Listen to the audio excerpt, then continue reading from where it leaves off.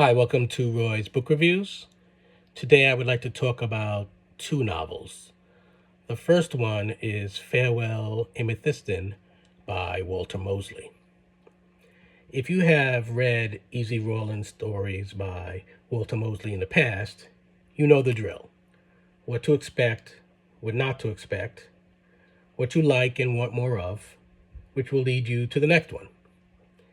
If you have never read an Easy Rawlins tale, if you've never even seen Devil in a Blue Dress starring Denzel Washington, and you should really watch or rewatch that adaptation of one of the books in this series, then Farewell Amethystine serves admirably as introduction to the series.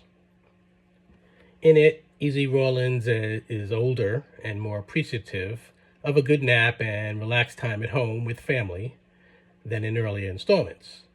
But he's still formidable Easy, still on the trail of con men and killers, still dealing with unhelpful police officers, still being seduced by beautiful women who may or may not be distracting him from their evil deeds. Cameos are made by longtime friends such as Fearless Jones and Mouse Alexander.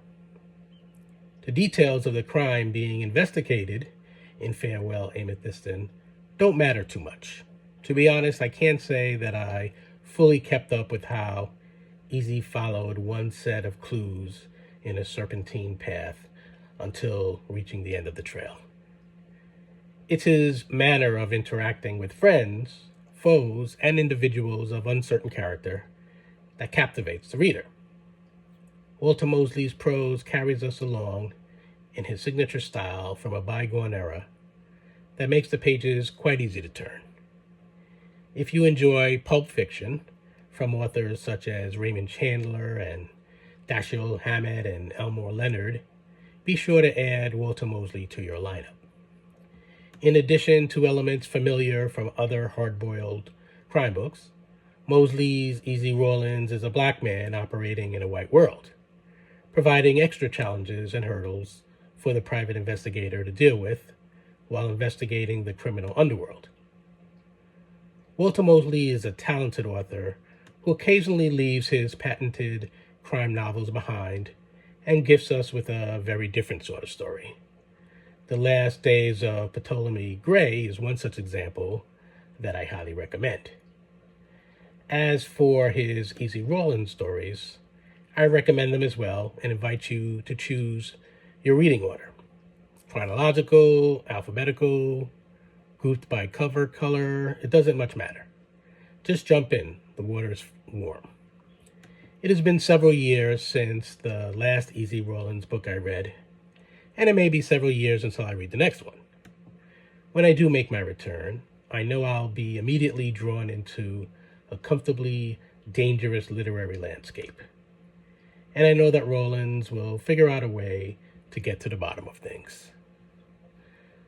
The second book I'm going to discuss, this one has an older publication date, is That Old Cape Magic by Richard Russo. I read this book a few years ago.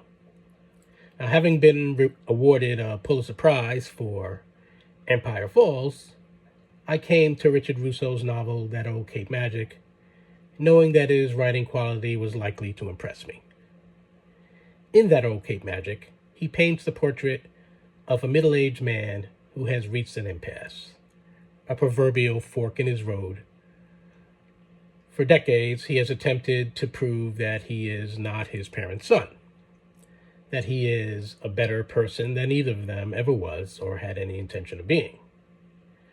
But as Shakespeare conveyed, he who protests too much probably does so to mask something.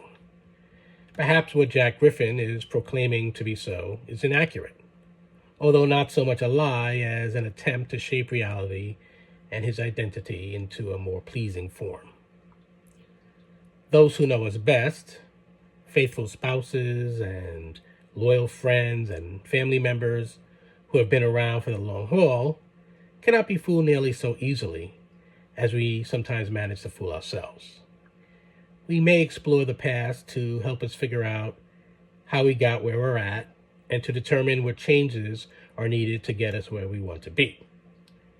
But the past will not be the same upon return visit.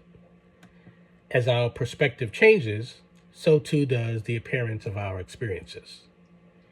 Emotional journeys inevitably travel full circle until we find ourselves back where we began, being who we've always been, who we have little choice of being.